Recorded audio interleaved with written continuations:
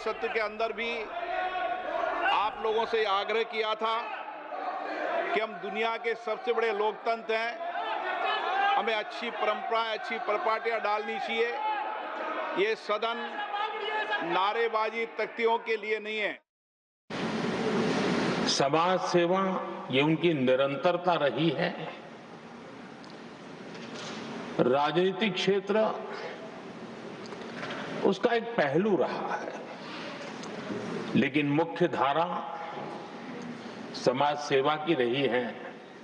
समाज के प्रति समर्पित होकर के जितना कुछ अपने युवा काल से लेकर अब तक वो करते आए हैं, करते रहे हैं, वो हम सभी समाज सेवा के प्रति रुचि रखने वाले लोगों के लिए एक प्रेरणा है, एक मार्गदर्शन है। सामान्य परिवार से, सामान्य समाज से, सामान्य राजनीतिक जहां अलग अलग करवट बदलती रही है, उसके बावजूद भी आपका यहां तक पहुंचना, हम सबका मार्गदर्शन प्राप्त होना, ये भारत के लोकतंत्र की सबसे बड़ी ताकत है।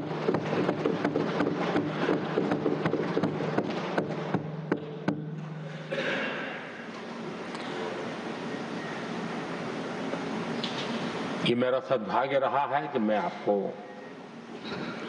लंबे अरसे से परिचित रहा हूं। सार्वजनिक जीवन में साथ साथ काम करने का अवसर भी मिला है। लेकिन प्रधानमंत्री के रूप में जब मुझे यहाँ दायित्व मिला और जब मैंने आपको अलग अलग जिम्मेवारियां में काम करते देखा, तो मेरे मन पर अतिशय सकारात्मक भाव जगना बहुत स्वाभाविक था। क्वायर बोर्ड के चेयरमैन के रूप में हिस्टोरिकली हाईएस्ट प्रॉफिट वाली इंस्टीट्यूशन में कन्वर्ट करना, यानी आपका किसी संस्था के प्रति समर्पण हो तो कितना विकास किया जा सकता है और कैसे दुनिया में उसकी एक पहचान बनाई जा सकती है, वो आपने करके दिखाया। आपको भारत के कई क्षेत्रों बहुत कम लोगों को ऐसा अवसर मिलता है। आप झारखंड में, महाराष्ट्र में, तेलंगाना में, पुडुचेरी में राज्यपाल, लेफ्टिनेंट गवर्नर अलग अलग दायित्व संभालते रहे। और मैं देखता था कि झारखंड में तो आदिजाति समाज के बीच जिस प्रकार से आपने अपना नाता बना दिया था, जिस प्रकार से आप छोटे छोटे गांव तक दौरा करते थे, वहां के मुख्यमंत्री बड़े गर्व के साथ इन बातों का जब भी मिलते थे जिक्र करते थे। और कभी कभी वहां के राजनेताओं के लिए भी चिंता होती थी कि हेलीकॉप्टर हो या न हो, इसकी कोई परवाह किए बिना जो गाड़ी है आप चलते रहते थे। रात को छोटे छोटे स्थान पर रुक जाना, ये जो आपने एक अपना सेवा भाव था, उसको राज्यपाल के पद पर रहते हुए भी जिस प्रकार से आपने उसको एक नई ऊंचाई दी, इससे हम भली भांति परिचित हैं। मैंने आपको एक कार्यकर्ता के रूप में देखा है, एक सहयोगी के रूप में हम साथ काम किए हैं, सांसद के रूप में देखा है, अलग अलग पदों पर देखते हुए आज यहां पर पहुंचे। लेकिन मैंने एक बात महसूस की है कि आमतौर पर सार्वजनिक जीवन में पद पर पहुंचने के बाद कभी लोग पद का भार अनुभव करते हैं और कभी कभी प्रोटोकॉल में दब जाते हैं। लेकिन मैंने देखा है कि आपको और प्रोटोकॉल का कोई नाता ही नहीं रहा है। आप प्रोटोकॉल के परे रहे और मैं समझता हूं सार्वजनिक जीवन में प्रोटोकॉल से मुक्त जीवन की एक ताकत होती है और वो ताकत हम हमेशा आप में अनुभव करते रहे हैं और ये हमारे लिए गर्व का विषय है। आदरणीय सभापति जी, आपके व्यक्तित्व में सेवा, समर्पण, संयम, इन सभी बातों से हम भली भांति परिचित हैं। वैसे आपका जन्म तो डॉलर सिटी में हुआ और उसकी एक अपनी पहचान है, लेकिन उसके बावजूद भी आपने अपनी सेवा का क्षेत्र अंत्योदय को चुना। आपने हमेशा एक डॉलर सिटी के भी उस तबके की चिंता की जो दबे कुचले और कुछ वंचित परिवार थे, उनकी चिंता की। आदरणीय सभापति जी, मैं उन दो घटनाओं का जरूर जिक्र करना चाहता हूं जिसको कभी मैंने आपसे, आपके परिवारजनों से भी सुना है और जिसने आपके जीवन पर बड़ा प्रभाव पैदा किया है। बाल्यकाल में अविनाशी मंदिर के तालाब में आपका डूबने की संभावनाओं के बीच की अवस्था आपके लिए हमेशा रहा है कि मैं तो डूब रहा था, किसने बचाया, कैसे बचाया पता नहीं, मैं बच गया। और ईश्वर ने कुछ आप पर कृपा की, इस प्रकार का भाव आपके परिवार के लोग हमेशा बताते हैं। और दूसरा जो हम सब बहुत बारीकी से जानते हैं, जब कोयम्बतूर में लाल कृष्ण आडवाणी जी का यात्रा होने वाली थी, उसके कुछ समय पहले एक भयानक बम ब्लास्ट हुआ। शायद 60-70 लोग मारे गए। भयंकर बम ब्लास्ट था और उस समय आप बाल बाल बच गए थे।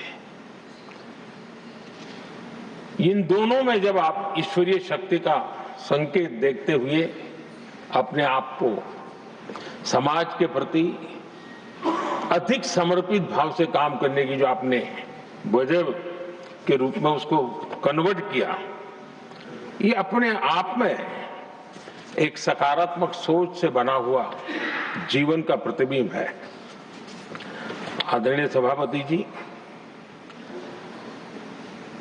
जो एक बात मैं जानता नहीं था लेकिन अभी मुझे पता चला, आप शायद अभी उपराष्ट्रपति बनने के बाद काशी गए थे और आपका काशी का दौरा था, तो एक सांसद के नाते स्वाभाविक रूप से मेरा मन वहां सब कुछ ठीक ठाक हो ही रहता है। लेकिन आपने वहां एक बात बताई जो मैंने सुनी, मुझे मेरे लिए नई बात थी। आपने वहां कहा कि आप वैसे तो नॉनवेज के आदी थे, लेकिन जब पहली बार आप काशी गए थे जीवन में और काशी में पूजा वगैरह की, माँ गंगा को अपने आशीर्वाद प्राप्त किया माँ गंगा से, और पता नहीं आपके भीतर एक संकल्प जगा और उस दिन से आपने तय किया कि आप अब नॉनवेज नहीं खाएंगे। अब ये कोई न कोई सात्विक भाव, कोई नॉनवेज खाने वाले बुरे हैं ऐसा मैं नहीं कह रहा हूं, लेकिन आपके मन में काशी की धरती पर विचार आया, तो एक सांसद के नाते मेरे लिए भी एक स्मरण रखने वाली एक घटना के रूप में मैं उसको हमेशा याद रखूंगा। भीतर कोई न कोई आध्यात्मिक भाव जो इस प्रकार की दिशा में ले जाने की प्रेरणा देता है। आदरणीय सभापति जी, छात्र जीवन से आपकी नेतृत्व सामर्थ्य रहा है। आज राष्ट्रीय नेतृत्व की दिशा में आप हम सब का मार्गदर्शन करने के लिए यहाँ विराजमान है, यह हम सब के लिए गर्व का विषय है। आदरणीय सभापति जी, आप लोकतंत्र के रक्षक के रूप में अपनी जवानी में, युवा अवस्था में, जब किसी को भी सरल मार्ग से जाने का मन कर जाता है, आपने वो रास्ता नहीं चुना, आपने संघर्ष का रास्ता चुना। लोकतंत्र पर आए हुए संकट के सामने मुकाबला करने का रास्ता चुना और आपने आपातकाल में एक लोकतंत्र के सिपाही की तरह जिस प्रकार से लड़ाई लड़ी, साधनों की सीमाएं थी, मर्यादाएं थी, लेकिन जज्बा कुछ और ही था। और वह उस क्षेत्र के सभी, उस सब पीढ़ी के नौजवान आज भी इमरजेंसी के खिलाफ की आपकी जो लड़ाई थी, लोकतंत्र के लिए आपका संघर्ष था, उसमें आपने जन जागृति के जो विविध कार्यक्रमों को अपनाया था, लोगों को जिस प्रकार से आप प्रेरित करते थे, वे हमेशा हमेशा के लिए लोकतंत्र प्रेमियों के लिए एक प्रेरणा देने वाली घटना रही। आप एक अच्छे संगठक रहे हैं, मैं भली भांति जानता हूं। आपने संगठन में जो भी दायित्व संभालने का अवसर आया, आपने उस जिम्मेवारी को चार चांद लगा दिए, अपने परिश्रम से लगा दिए। आपने हमेशा सबको जोड़ने का प्रयास किया, नए विचारों को स्वीकार करने का प्रयास किया, नई पीढ़ी को अवसर देने का प्रयास किया। ये हमेशा संगठन में आपके कार्य की विशारत रही।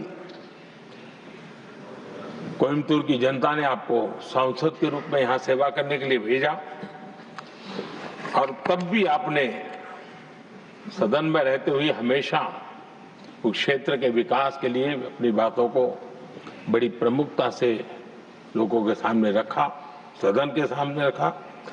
ये आपका लंबा अनुभव सदन में सभापति के रूप में और राष्ट्र में उपराष्ट्रपति के रूप में बहुत ही प्रेरक रहेगा, हम सबको मार्गदर्शक रहेगा। और मुझे पूरा विश्वास है कि मेरी तरह इस सदन के सभी सदस्य इस गौरवपूर्ण पल को जिम्मेवारियों के साथ आगे बढ़ाएंगे। इसी भावना के साथ मेरी तरफ से, सदन की तरफ से आपको बहुत बहुत शुभकामनाएं देता हूं।